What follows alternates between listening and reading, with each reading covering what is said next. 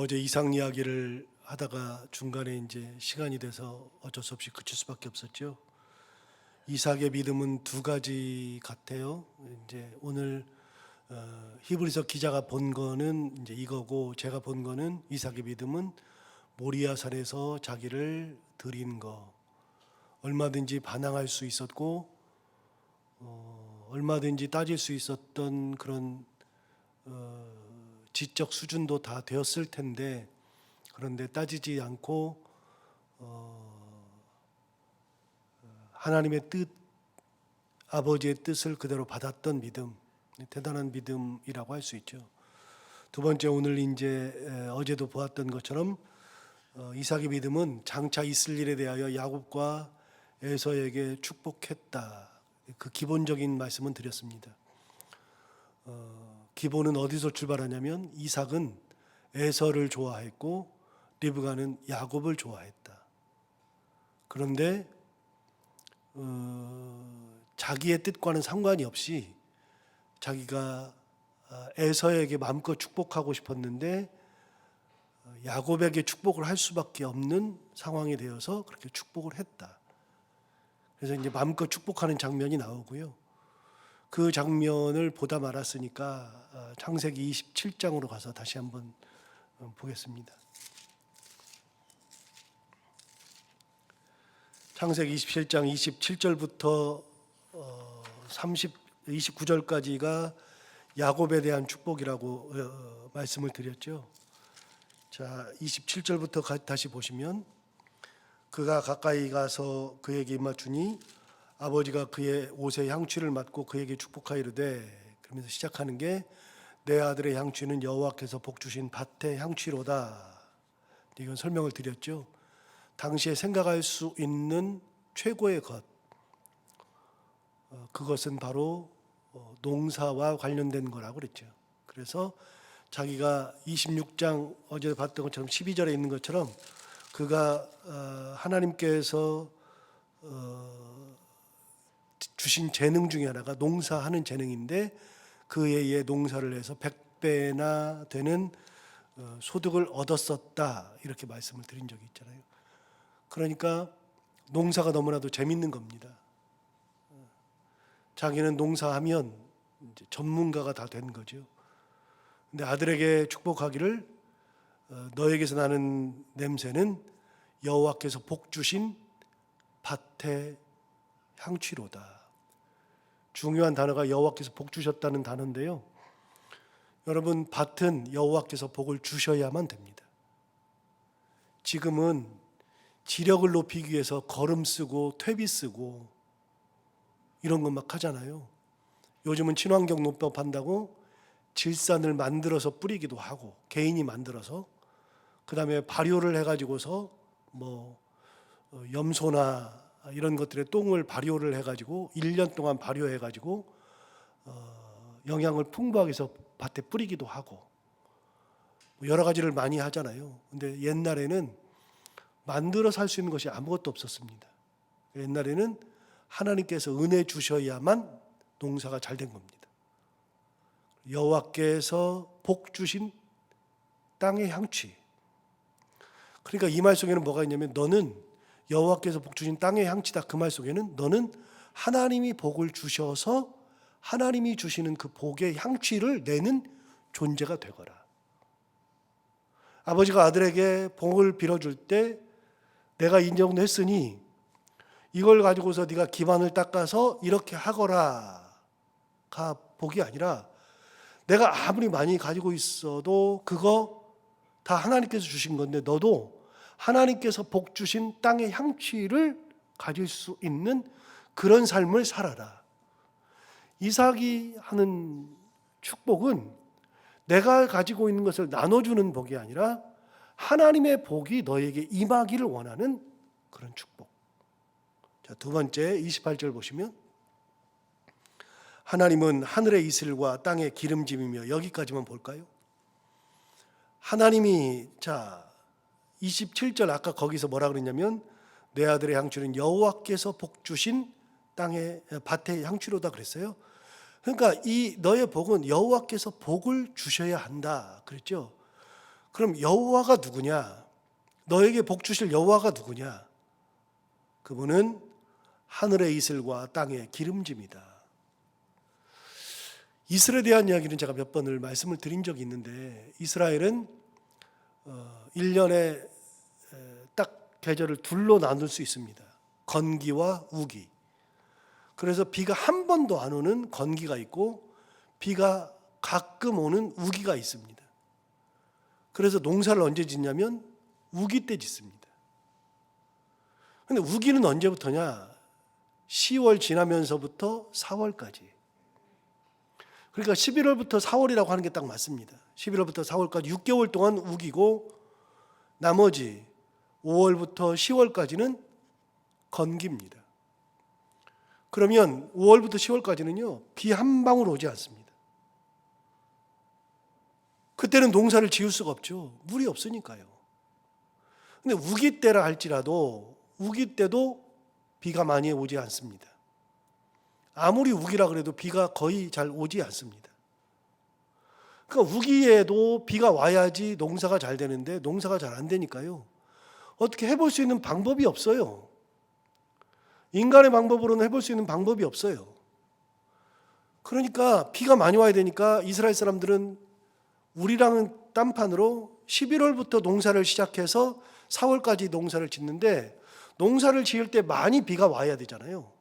일단 땅이 비옥해야 되니까. 그리고 농사가 끝날 무렵에도 비가 한번 와줘야 됩니다. 그래서 성경에 이른 비와 늦은 비라는 표현이 나오면 이른 비는 11월 달, 늦은 비는 4월 달 오는 비입니다. 농사를 시작할 때 오는 비가 이른 비, 농사를 마칠 때쯤 오는 비가 늦은 비. 그러니까 이른 비와 늦은 비는 성경에 만약에 이른 비와 늦은 비, 그거는 100% 복입니다.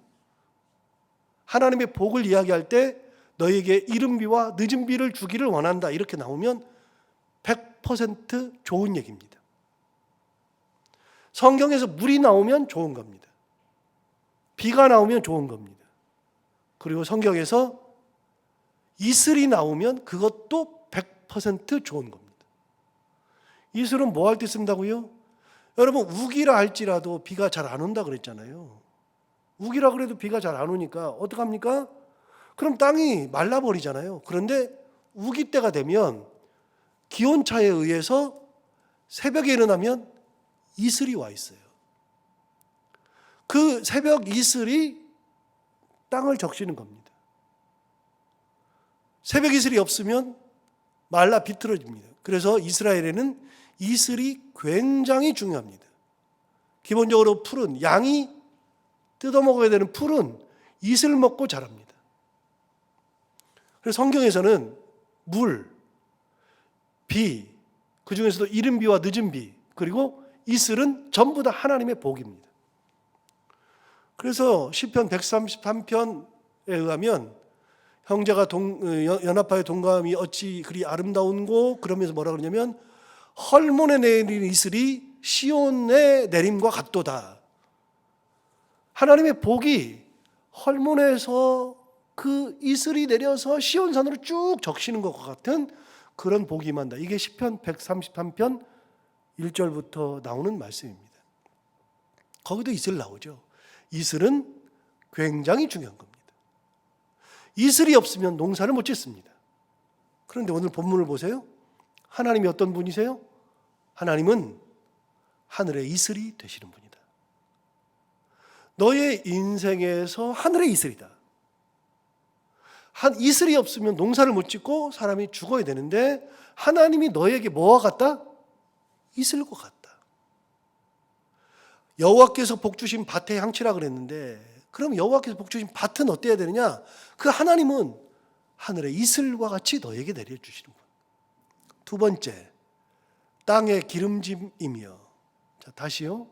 아까 제가 말씀드리면서 무슨 말씀을 드렸냐면, 지금이야 땅을 비옥하게 하기 위해서 여러 가지를 다 하는데 옛날만 해도 그게 안 됐습니다. 그런데 땅이 비옥하지 않으면 농사가 안 되는 거죠. 그런데 하나님께서 땅을 기름지게 해준다는 겁니다. 이것도 하나님의 일이죠. 이 말은 뭐냐면 너의 인생길에 가는 동안에 하나님께서 때로는 하늘에 이슬을 내려서 너의 인생길을 인도하시고, 때로는 하나님께서 너의 인생길을 가는 동안에 땅을 기름지게 해서 너를 복되게 하신다. 아버지가 아들에게 주는 복이 뭐냐면 내가 가진 것을 너에게 나눠주니 너는 복이 있다. 이걸 가지고 뭘 해라. 그런 게 아니라 그랬잖아요. 여러분, 이삭은 부자입니다. 굉장한 부자입니다. 그런데 아무리 부자라 그래도 그 모든 것의 출발점이 하나님입니다. 여기서 잠깐 어제 봤던 26장 12절을 가볼까요?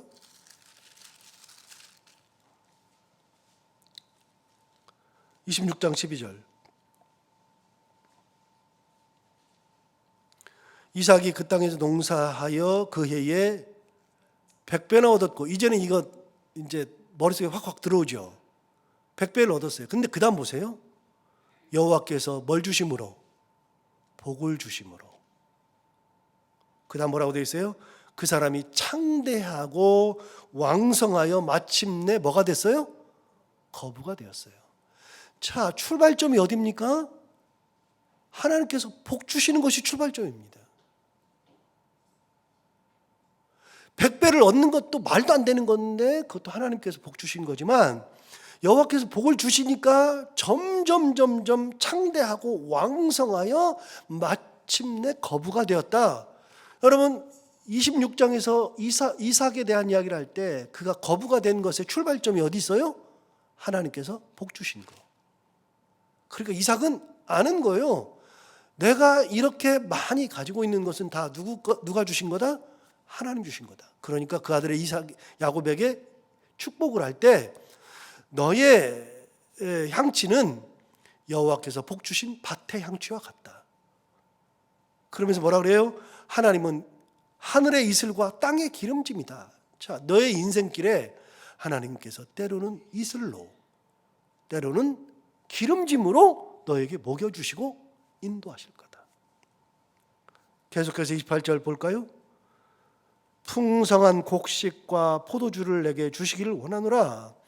자, 재밌는 표현이 나옵니다. 풍성한 곡식과 포도주를 내게 주시기를 원한대요. 자, 보세요. 자, 풍성한 곡식은 땅이 기름지면 되는 거 아니에요. 그죠? 이슬이 내리면 되는 거 아니에요. 그죠? 그래요? 아니요. 물이 있다 그래서 땅이 기름지다 그래서 무조건 잘 돼요?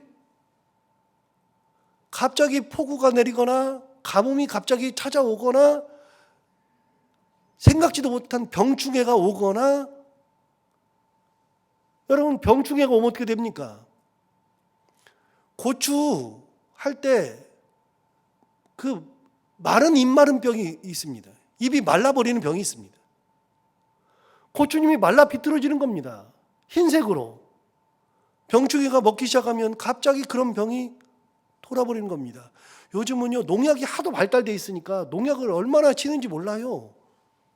그런데 옛날엔 농약이 어디 있습니까? 갑자기 병충해가 오면 아무리 좋은 걸 가지고 있어도 안 돼요. 그래서 곡식은 누가 주시는 거냐? 곡식도 하나님 주시는 겁니다. 병충해를 막는 것도 하나님이 하시는 겁니다. 하나부터 열까지 농사 짓는 사람들은 하늘만 쳐다보는 겁니다. 하늘만. 그게 여러분, 요즘도 마찬가지입니다. 요즘도 농사가 잘 됐어요. 진짜 잘 됐어요. 그럼 내가 갑부가 되는 겁니까? 작년에 콩이 안 됐다 그래요? 지금 이 얘기는 실제 얘기가 아니에요. 제가 그냥 생각해서 말씀드린 거예요. 작년에 콩이 흉년이 들었어요. 콩이 흉년이 들어가지고 콩값이 엄청 올라갔네요. 그러니까 올해는 작년에 콩값이 엄청 올랐으니까 콩들 하자 그래서 콩을 다 심었네. 콩이 너무 잘 됐네. 엄청나게 수출이 많아요. 그러면 그거 팔면 가격이 나와요? 그래서 농사가요, 꼭 주식하는 거랑 똑같답니다. 남이 안 될 때 해야지 잘 되는 거지. 남이 안 될 때 나도 그냥 안 해버리고 남이 잘 될 때 나도 해버리면 안 되는 거예요. 그게 요즘도 똑같아요. 똑같아. 장사하시는 분들은요, 재고가 쌓이면 안 됩니다. 재고가. 그러면 망합니다. 재고가 쌓이지 않고 만드는 족족 나가야지만 순환이 잘 돼가지고 창고에 쌓아놓는 것이 없어야 돼요. 여러분, 내가 잘만 만들면 잘 되는 거요? 안 돼요. 말하잖아요. 풍성한 곡식을 하나님이 주시는 겁니다. 두 번째, 포도주를 내게 주시기를 원하노라. 포도주는 뭡니까? 포도주는 포도를 가지고서 만드는 겁니다. 그런데 이제 포도주, 이제 외국을 가보면 이제 와이너리 그래가지고서 포도주를 만드는 이제 그 개인 농장들이 있습니다. 거기 가면 이제 포도주를 시식하게 이제 시음하게 해보고 팔기도 합니다. 그런데 거기 가서 보면 놀라운 게 하나 있어요. 진짜 비싼 포도주 있어요. 몇십 년 된 것들 막 있잖아요. 그런데 그것들도요, 몇십 년 됐다고 좋은 게 아니라 그 해에 엄청나게 포도주가, 괜찮은 포도주가 나올 때가 있습니다. 그 해에. 다 잘 되는 게 아닙니다. 몇십 년 됐다고 좋은 게 아닙니다. 오래 묵혔다고 되는 게 아닙니다. 잘 포도주 그 참나무 통에서 잘 숙성이 되고 여러 가지가 잘 돼야 최고의 포도주를 만들어내는 겁니다. 여러분, 포도주는 내가 담으면 잘 되는 겁니까? 된장은 내가 막 담으면 막 잘 되는 겁니까? 아니요. 그것도 하나님의 영역입니다. 여러분, 우리가 인생 살아가면서 하나부터 열까지 다 하나님께서 간섭하셔야만 되는 거예요. 그게 이삭이 자기 아들에게 준 축복의 내용입니다. 이걸 빌어줬어요. 29절은 그냥 넘어가고요. 29절은 넘어가고, 자, 이제 에서에게 주는 축복. 여러분, 에서가 뒤늦게 들어왔더니 야곱에게 축복을 다 했어요. 에서가 음식을 만들어 들어갔더니, 야, 내가 너 다 해줬는데 무슨 소리야? 자, 34절을 볼까요? 34절에 에서가 그의 아버지의 말을 듣고 소리내어 울며 아버지에게 이르되, 내 아버지여 내게 축복하소서, 내게도 그리하소서. 이삭이 이르되, 내 아우가 와서 속여 내 복을 빼앗았도다. 에서가 이르되, 그의 이름을 야곱이라 함이 합당하지 아니하나이까? 그가 나를 속임이 이것이 두 번째니이다. 전에는 나의 장자의 명분을 빼앗고 이제는 내 복을 빼앗았나이다. 또 이르되, 아버지께서 나를 위하여 필복을 남기지 아니하셨나이까? 필복 남겼으면 좀 해주세요. 그랬어요. 37절, 이삭이 에서에게 대답하여 이르되, 내가 그를 너의 주로 세우고 그의 모든 형제를 내가 그에게 종으로 주었으며 곡식과 포도주를 그에게 주었으니 내 아들아, 내가 내게 무엇을 할 수 있으랴? 풍성한 곡식도 다 그에게 줬다, 포도주도 다 그에게 줬다. 하나님이 그에게 복 주시길 원했다. 너에게 줄 게 없다. 38절, 에서가 아버지에게 이르되, 내 아버지여, 아버지가 빌복이 이 하나뿐이리까?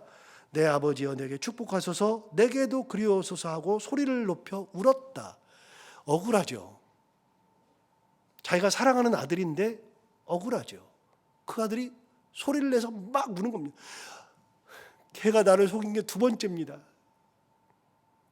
아버지가 빌복이 요거밖에 없습니까? 좀 빌어주세요. 그랬더니 드디어 이제 에서에게 복을 빌어줍니다. 39절, 40절. 에서에게 무슨 복을 비나 볼까요? 그 아버지 이삭이 그에게 대답하여 이르되, 참 재밌는 표현을 합니다. 이제 여러분 읽어보면 다 압니다. 내 주소는 어디 있어요? 땅의 기름짐에서 뭐라고요? 멀어요. 이해되시죠? 설명 안 해도 알겠죠? 너는 땅의 기름짐에서 멀어. 아까 28절에서 이미 얘기했어요. 야곱에게 하나님은 하늘의 이슬과 땅의 기름짐이다. 너의 인생은 기름짐의 인생, 땅의 이슬의 인생. 그런데 에서는요, 내 주소는 땅의 기름짐에서 뭐라고요? 멀어요. 너는 기름짐 인생이 아니야. 두 번째 보세요. 내리는 하늘 이슬에서 멀 것이며.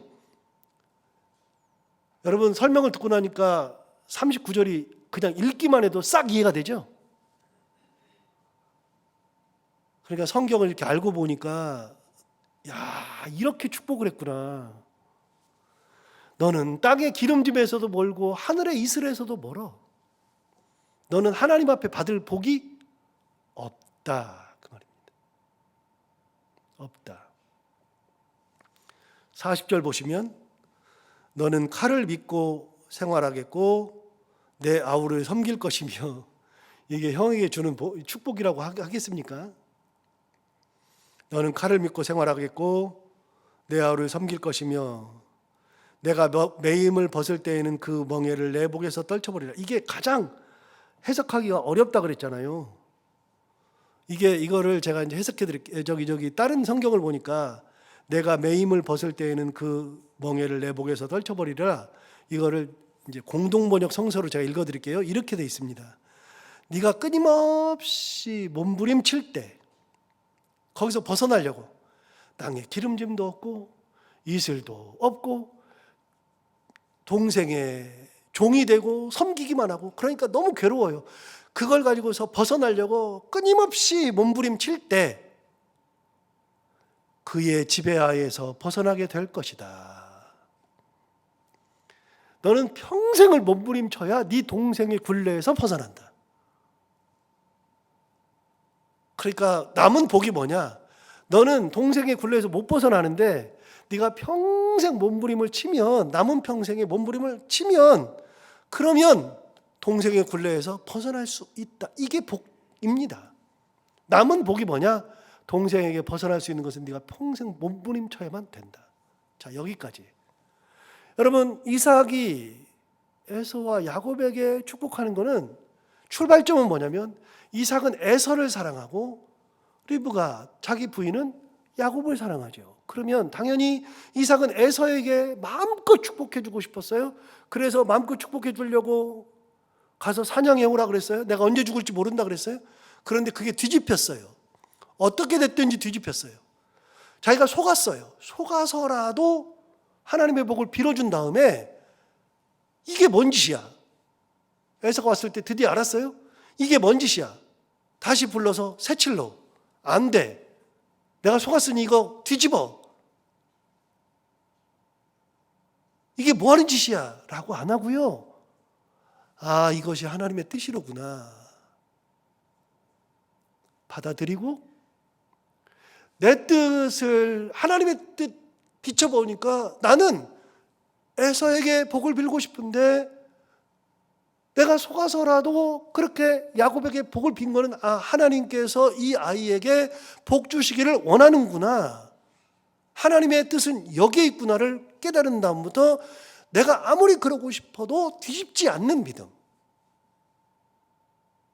여러분, 우리가 생각할 때 하나님의 뜻과 내 뜻이 상충될 때 우리는 많은 경우에 내 뜻으로 하나님 뜻을 이겨먹을 때가 있어요. 진짜 놀랍게도 내 뜻으로 하나님 뜻을 이겨먹을 때가 있어요.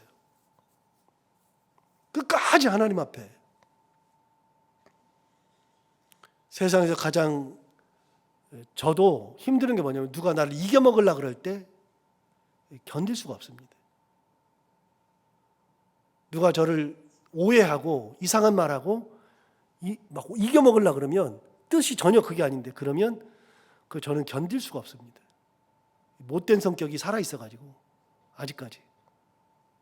그러면 저는 세상 다, 아무리 좋은 것도 다 거부합니다. 이 진짜 못됐죠. 가끔 그런 생각이 들어요. 제가 하나님의 뜻을 이겨먹으려고 할 때. 우리 그런 적 있죠. 이삭은요, 그렇게 딱 되었을 때 하나님의 뜻을 이겨먹으려고 안 했어요. 하나님의 뜻이 거기 있다? 그러면 내가 그렇게 했지만 하나님의 뜻대로 가자. 그래서 에서가 와서 자기가 속은 줄을 알고, 에서가 얘기잖아요. 걔가 저를 두 번째 속인 겁니다. 저의 이름이 야곱인 것이 진짜 합당합니다. 여러분, 야곱의 뜻이 뭐라 그랬죠? 사기꾼이라고 그랬습니다. 속이는 자. 그러니까 형도 얘기한 겁니다. 제가 야곱인 게 지 이름값 하는 겁니다. 야곱인 게 합당합니다. 얘기했잖아요. 그러면서 뭐라 그래요? 그러니 도대체 이게 뭡니까? 그런데 이삭도 속았어요.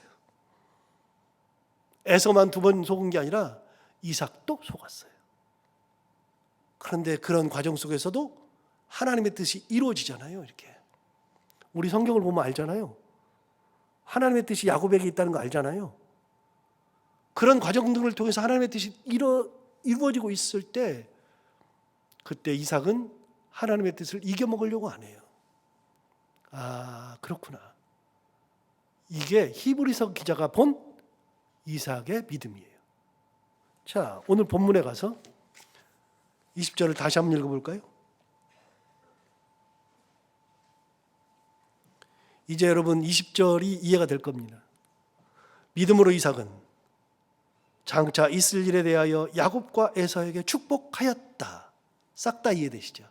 아, 이게 믿음이구나. 이렇게 하는 거구나. 자, 오늘 이삭이 자기 뜻을 접고 하나님의 뜻 앞에 굴복한 것처럼 우리도 그렇게 하나님의 뜻, 하나님의 은혜를 항상 머금고 내 뜻으로 하나님의 뜻을 이기려고 하지 아니하고 하나님의 말씀대로 살아가며 그러기를 감사하며 살아가는 우리 모두가 다 되기를 바랍니다. 기도하겠습니다. 하나님 아버지 감사합니다. 오늘도 귀한 말씀으로 우리를 깨우쳐주셔서 감사합니다. 이삭을 보니까 그런 믿음이 있었습니다. 그래서 히브리서 기자가 이렇게 말한 것을 드디어 이해하게 되었습니다. 이삭은 자기의 뜻이 있어도 하나님의 뜻이 있었을 때 하나님의 뜻이 여기에 있구나를 받아들이고 그 뜻대로 살아가는 믿음, 하나님의 뜻을 받는 믿음, 생각해보면 너무나도 어려운 건데 그런 믿음으로 하나님 앞에 섰던 귀한 인물이었습니다. 하나님 아버지, 우리도 그런 믿음을 가지고 살게 하여 주옵시고 하나님의 뜻 가운데에 하나님의 뜻이 무엇이 어디에 있는지 무엇인지를 분별하는 믿음을 가지고 살아가는 저희 모두가 다 되게 하여 주옵소서. 오늘도 하루를 살아갈 때 이 말씀을 기억하며 살게 하여 주옵시고 해야 되는 것들을 기쁨으로 잘 감당하고 만나는 분들과 함께 웃고 행복한 하루가 되게 하여 주옵소서. 예수님 이름으로 기도하옵나이다.